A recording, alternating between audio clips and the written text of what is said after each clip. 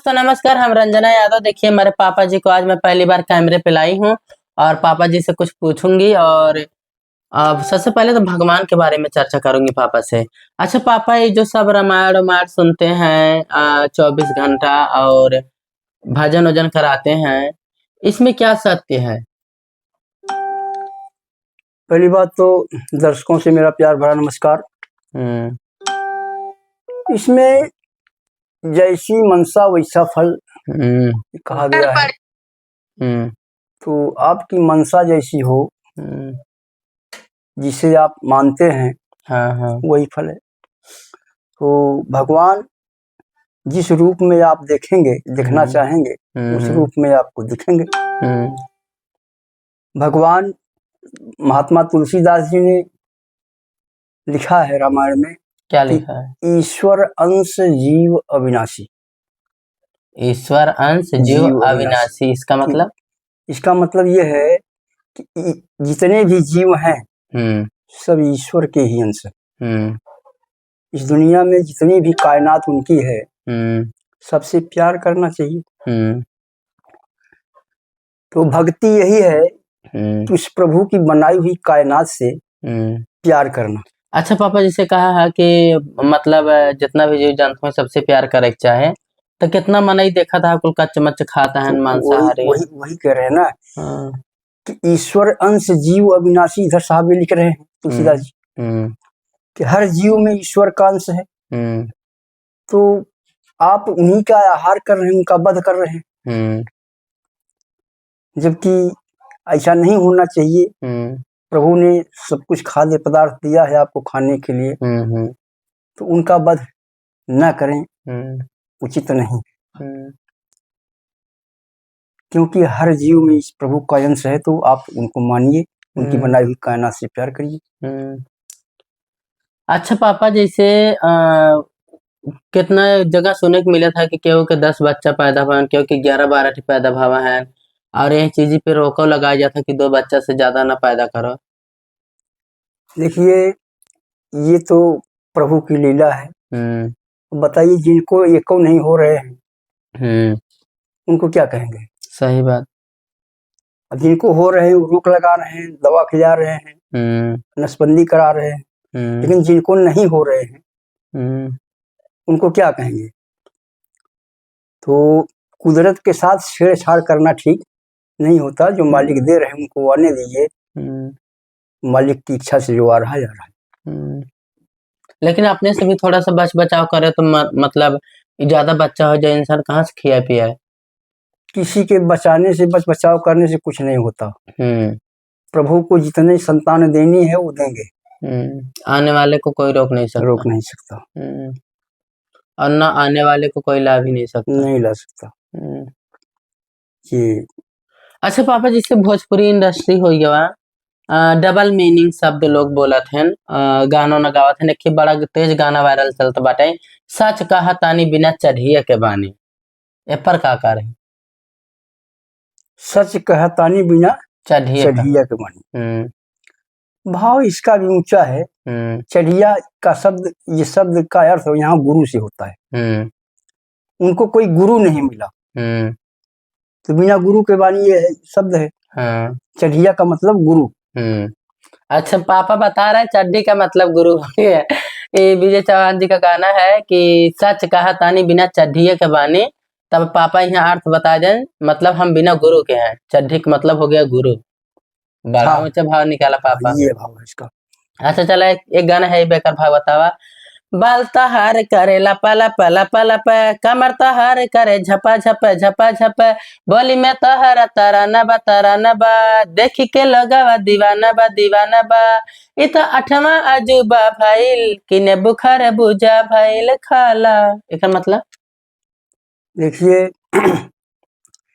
इसका मतलब तो जिसने लिखा है गाने को, उसके लिखने के हिसाब से ये हुआ कि कोई आदमी अपनी पत्नी को छोड़ करके बाहर गया और वहां नींबू का पेड़ घर पे लगाया था, और बाहर जाने के बाद जब वो फिर वापस लौटा तो उसकी पत्नी जो है वो मॉडलिंग कर रही थी, आज वीडियो बना रही थी, तो उसने उसको बताया कि तुम डांस करती हो, बाल झपझप करता है, कमर लप लप करती है। 8वां अजूबा उसको बताया कि नींबू लगा के गए थे, वो खरबूजा हो गया। लिखने वाले ने ऐसा लिखा है, उसका भाव यही है। ओकर भाव यही है। चला अब एक गाना और पूछ लेता ही। एक गाना इससे बात है यहाँ, कमर डैमेज नाही करबा हो, गारंटी लिख के द। एकर मतलब इसका तो कोई भाव नहीं निकलता, क्या बताएं। एकर कौनो भाव ना लिख रहा नहीं। चला अब अच्छा गाना पूछते, आई सोहाग रात जहिया, चर चर करी चर पैया, देवा मुचकाई तू करिया ए बालम, लइहा बंगलिया से दवैया हे बालम। इसका मतलब साफ साफ है। देखिए, कोई बात दिमाग से चलती है। हाँ। तो ये इंसान जब मृत्यु को प्राप्त होता है, तो देखे होंगे उसकी चिट्ठी बनाई जाती है। हाँ। उस पर लिटाया जाता है। हाँ। और जब उसको लोग लेके चलते हैं, तो उसमें आवाज भी आती है, चरचराती है। हाँ। और जो ले जाने वाले हैं वो भी घायल होते हैं, कमर दर्द करने लगती, पैर दर्द करने लगते। तो इसका भाव यही है, सीधा सीधा सिंपल भाव। हाँ, अच्छा, दूसरा जन मतलब अपने अपने हिसाब से निकाल लेते हैं भाव। हाँ भाव। अच्छा पापा, कौन गुरु पूजा करा था, कौन गुरु माना था? हाँ, गुरु हमारे राधा स्वामी जी हैं। राधा स्वामी, जय राधा स्वामी। उनको गुरु मानते हैं, राधा स्वामी जी। हाँ। उनका कोई वचन? उनका वचन ये है कि ये मालिक की बनाई हुई जितनी कायनात है, जलचर थलचर नभचर जितने भी हैं, सब में प्रभु का अंश है। लेकिन भगवान की पहचान आप इंसान के रूप में ही कर सकते हैं। जी जी। क्योंकि आप इंसान हैं, पशु की, चिड़िया की, पक्षी की भाषा समझ नहीं पाएंगे, तो उनकी पहचान इंसान के रूप में ही कर सकते हैं। और खास करके इंसान में ही बताया गया है भगवान सूक्ष्म रूप से।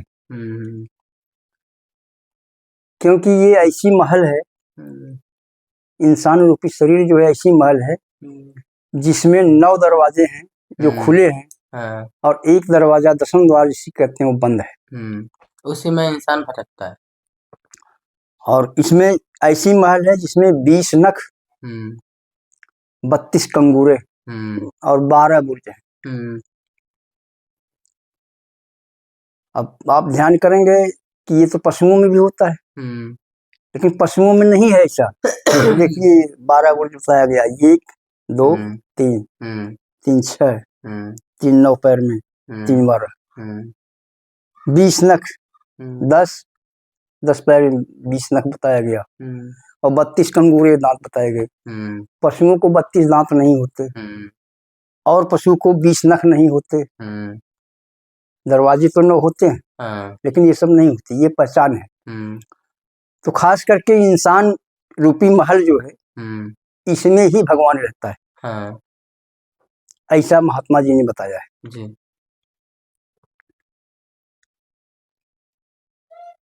अच्छा पापा, आप वीडियो को बंद कर रहे हैं, बंद करते करते कुछ बोलिएगा। बोलेंगे। बंद कर। आपने कहा वीडियो बंद करते करते आप कुछ कहना चाहेंगे? हाँ बाबा। तो मैं दर्शकों को ये बताना चाहता हूँ